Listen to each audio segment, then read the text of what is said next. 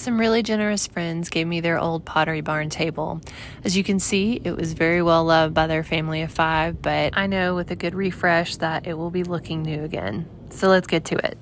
So the look that I'm going for is the lighter tan wash style that's really popular right now. This picture is actually from Pottery Barn, but it's going to require me to strip off all this paint. I did a little test spot there. As you can see, I'm using Clean Strip, their premium stripper.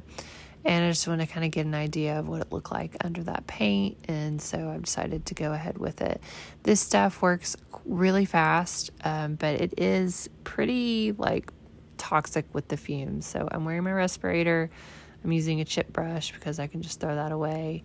And I'm spreading it around very generously. But I mean, really within about 15-20 minutes, you can often start stripping. So that is a benefit to using this, although I do prefer the greenies when I can use it. So this is just about 20 minutes later. As you can see, it is scraping off quite easily. This stripper does work really well. And then I'm just using some old cardboard to scrape all the product and stripper off into, you can also use a plastic grocery bag, put that inside some kind of smaller container, and then just dump it in there as you go, just to try to make it as easy as possible because this stuff is pretty messy. Next, I'm coming in with Green Easy's finishing cleaner. It works really well at getting off that last little bit or little extra amount that maybe your stripper didn't. I'm just pouring it straight on there. I also have a spray bottle I use to apply it, but I'm coming in with a quadruple zero steel wool pad, and it just works really well at scraping it, whatever products on there left, and then I'll come in with a paper towel and wipe it down.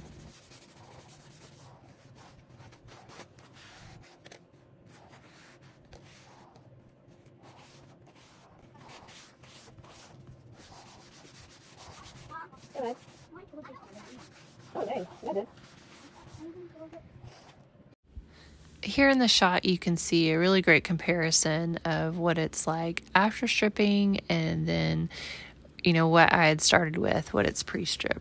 But I actually finished off the Clean Strip and I switched over to my Green Easy. This I did actually several months ago, and it was when I was first using the Green Easy stripper, and I wanted to kind of give it a good comparison of what the chemical stuff was like and what the more non-toxic stripper was like. But as you can see, it's working really well with its the combination of the finishing cleaner.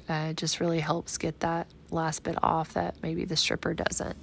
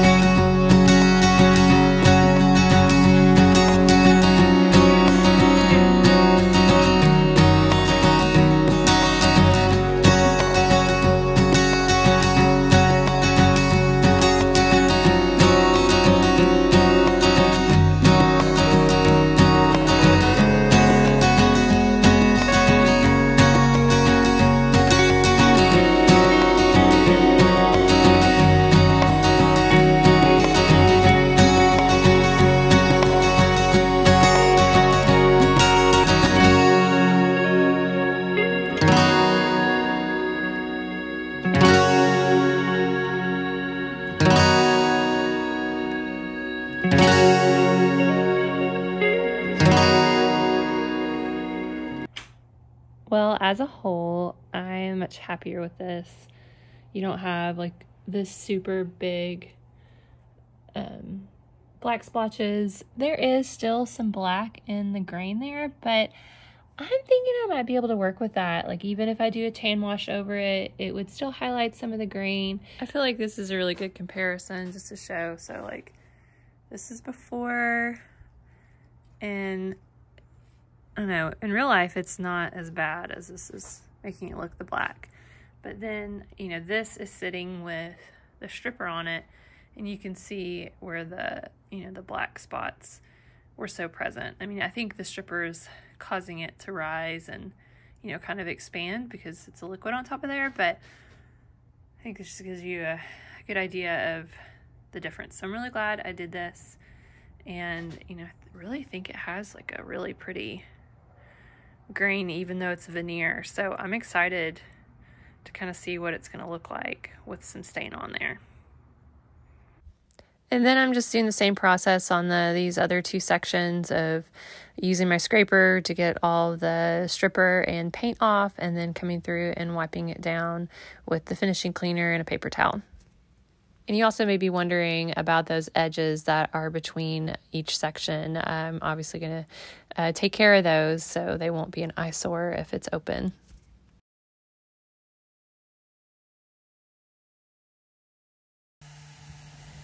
For the edges, I'm taking care of the rest of that paint with my Surf Prep sander. I'm using 120 again to get a good amount off, but also do it safely.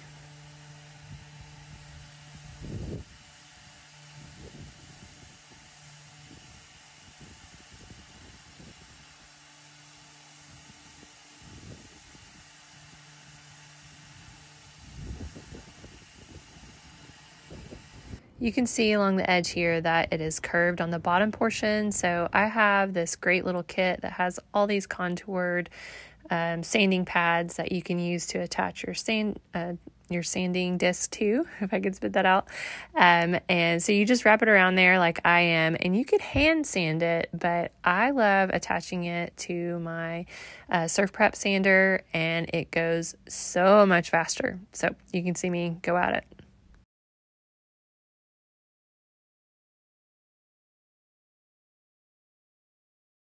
Now, I've sped this up to 4 times the regular speed, but you can see it goes so much faster, and my arm is not killing me by the time I'm finished. Now, for the bottom portion of this, I'm using just a foam attachment for my Surf Prep sander, and going along the bottom, it will, as I press onto the edge, it will conform to the trim. So these are really, really handy.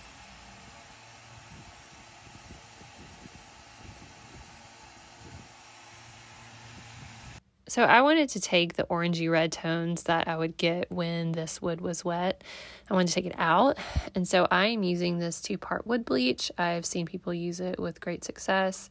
As you can guess, you apply A part first and then B. They suggested using a sponge, and I was like, hey, I just have these foam brushes. I'll just use that. I would suggest actually like dumping it into a container and using a sponge. I think it would be a lot easier than the approach I took. But sometimes winging it goes well, and sometimes it doesn't go as well. I didn't have any sponges on hand, so this is what I did. But you'll see at a later point that I do learn my lesson. Now, the instructions do say that it's supposed to sit for several minutes, and then you would apply part B while the surface is still wet from part A, but I had trouble with keeping it wet before it was time to put on part B, but I don't know if it was just being out in the sun. It wasn't particularly warm, but that's just the issues I had. Well, unfortunately, my phone died when I was applying the bleach kit, but you can see it did not go well on my first try. So I'm going to give it a quick sand down and then reapply, and I'm hoping this round will go a lot better. Okay, one other thing I wanted to mention too is I just got this attachment for my sander to hook it up to my vacuum. It's technically a plumbing attachment, but it hooks up really well. You can just screw this to adjust it and tighten it, and then here I've just screwed it also to tighten it onto here, and then when I'm want to attach it to something else, I just unscrew it and I can, you know, leave this piece connected up here. And so I'm pretty excited about it. I did a trial run and very happy with it. All right, round two. This time you can see I have the sponges and I'm just pouring it onto the sponge and wiping it on there. But as this proceeds along, you can see how it's drying out. It's obviously sped up, but it just starts drying out quickly on me. So I need to look into, you know, maybe there's a better way to do this, or maybe I didn't use enough product. But it seemed like you had been using a ton on there if I had added more. So I decided to go ahead and use part B a little bit quicker than it suggested, and you'll just see how it worked out. Now you're going to see me sanding here. I've since learned that it's actually best to neutralize the bleach before you start doing this.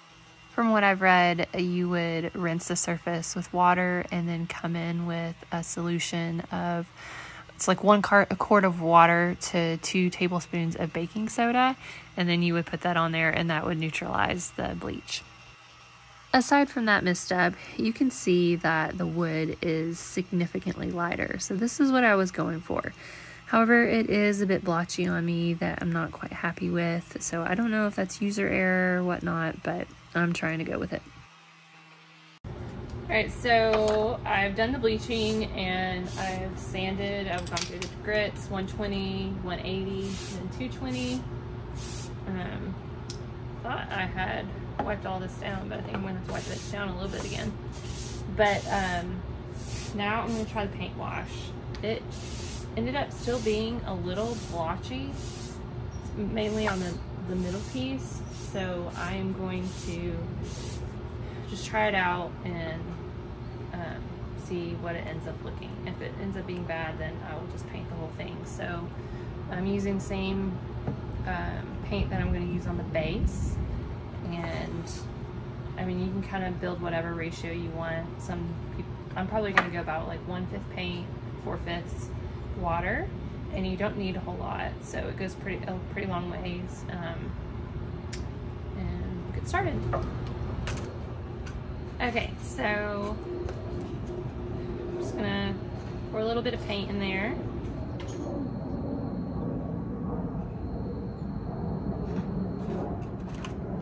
I can always make more if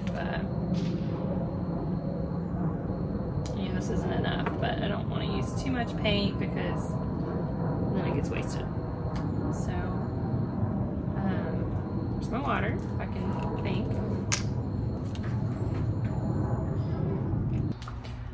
Okay, sorry, I had to settle child's argument. So anyways, I've got this mixed up. I'm gonna spray this down, kind of, since it's such raw wood, it you know, we'll want to soak up the paint really fast, and this will help keep it from being absorbed too fast, and I can just wipe it away. So I'm gonna use my brush to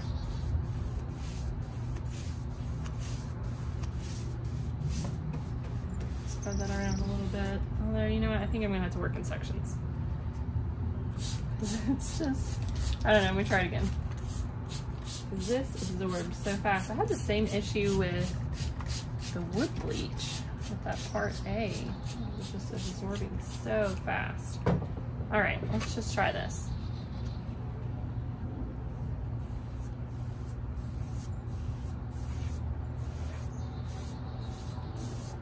So this might end up being too light of a color, but I'm gonna try it.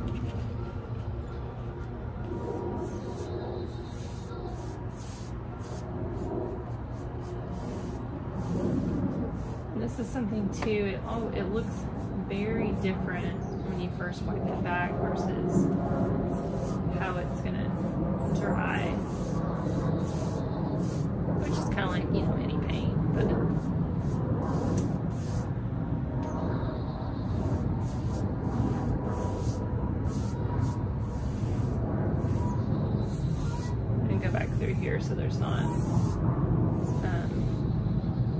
place where I've picked up my brush.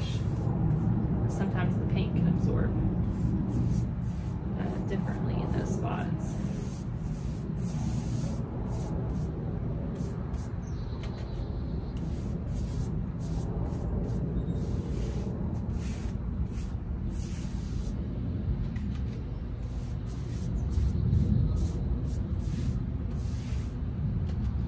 It's kind of nice where this table's in 3 different sections already. It kind of makes me work in those sections. Alright.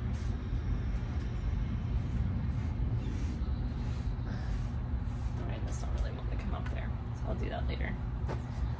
So I am just going to start taking my rag and wiping it back.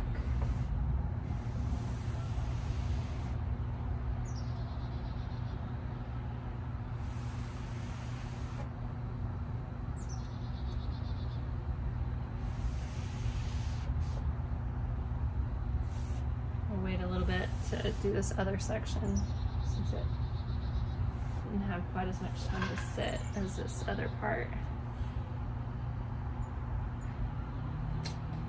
Hands are gonna get messy too with this part. Probably should have taken off my wedding ring.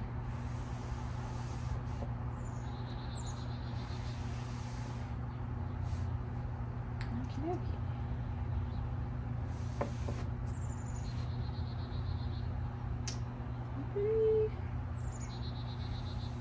Happy with that, so we'll see what it ends up drying and looking like, and I'm gonna go around the edges and also do these other 2 sections, and we'll see what ends up drying and looking like. All right, so I'm not sure, like, this looks different in person, but I feel like the first layer paint wash looks good. Yeah, this is not capturing it at all. So, but it's a lot lighter. Like all this dark, it doesn't show up the way it is on camera. But I do think I'm going to go a little bit browner for this. So looks like that can maybe be buffed out a little bit. But this is actually less splotchy. It looks a little bit splotchier on camera, of course, but to the eye it is not that way. And then this one's still drying, but I'm gonna have a darker tan color that I'm going to use on this and see if it might get the look I'm hoping for. So the paint wash turned out okay. It's still really light. It's not really what I'm going for. So I have this stain, it's General Finishes Antique Oak. It's a water-based stain. I've never used it before, but I'm hoping it will bring a little brown and depth that I'm hoping for in this. I'm just using this little tool, and I poured the stain in here, and it's a little bit thicker than I thought it would be, but I'm gonna use this now to spread it on there.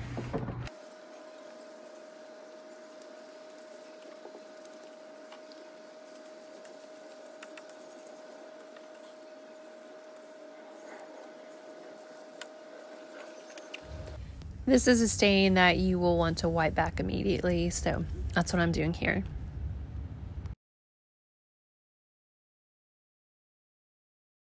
You can probably tell by the look on my face that I am not 100% sure how I feel about how this is looking. But, you know, I've got to wipe it all back and just kind of see what the result is. And you'll watch me go back and forth and wipe this down quite a bit. You want to make sure that you get off any excess stain, because if you don't, it will leave a nasty streak in the finish and it won't look good, and then you have to sand it back down and redo it all, and it's a big pain. So you want to try your best to get everything off. So I still wasn't happy with the color, and honestly, in the future for something like this, I'm going to use a different paint for paint wash. There's a really popular one. It's called Algonquin. It's by Fusion Mineral Paints. I have some in possession, and I'm going to use it on a future project here in a few weeks. But I also got this other stain, and I was like, I'll try something darker, and y'all, it turns out disastrous. It's kind of embarrassing, but I'm just having to learn some things about color theory. I don't know that much about that aspect of staining, and so I'm learning, but I'm just gonna share my big old mistake with you, and I'm gonna have to pivot, but I'm doing the same process with this stain and just putting on evenly and wipe it back, but you got to see how terrible it turns out.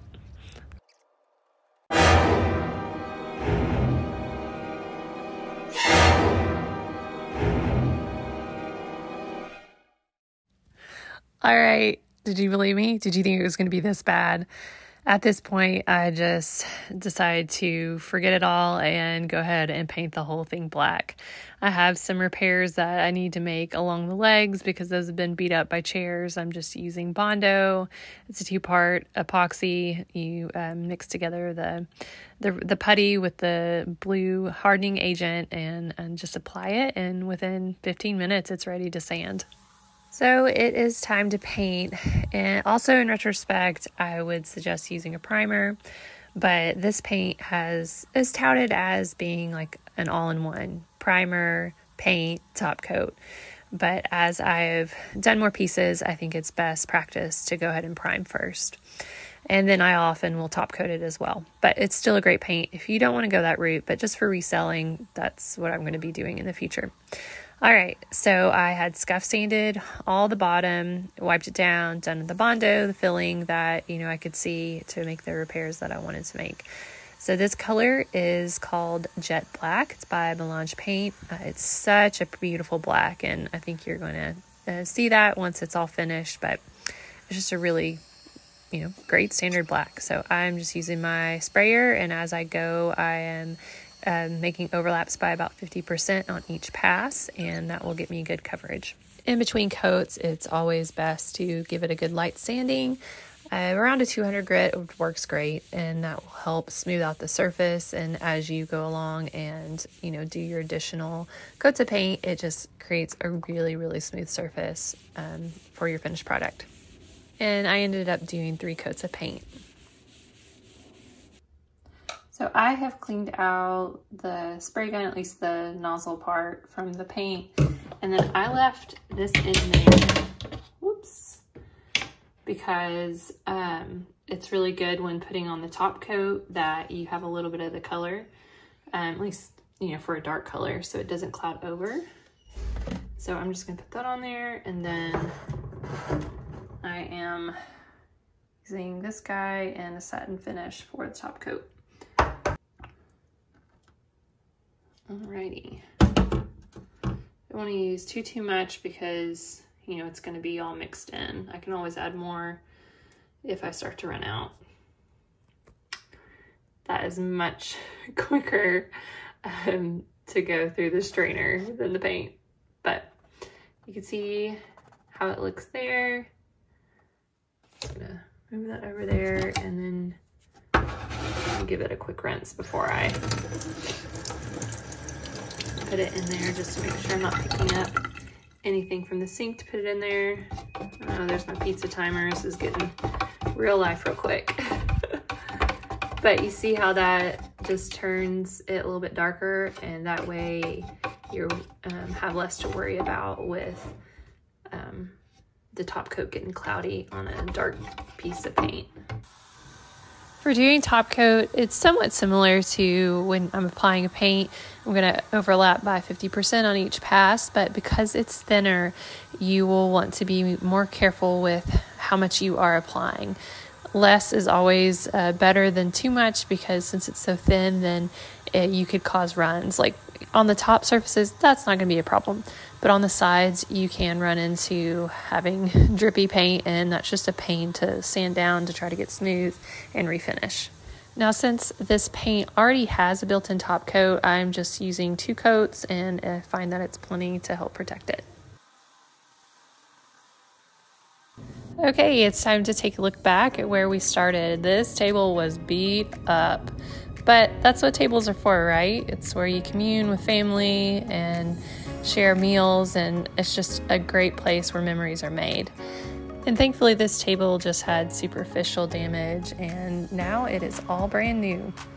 It, of course, was not what I was originally envisioning for this table, but I still really like it. Black is such a timeless color, and I think this would look really good with some stained wooden chairs or maybe even some fabric chairs, so I think it has a lot of versatility.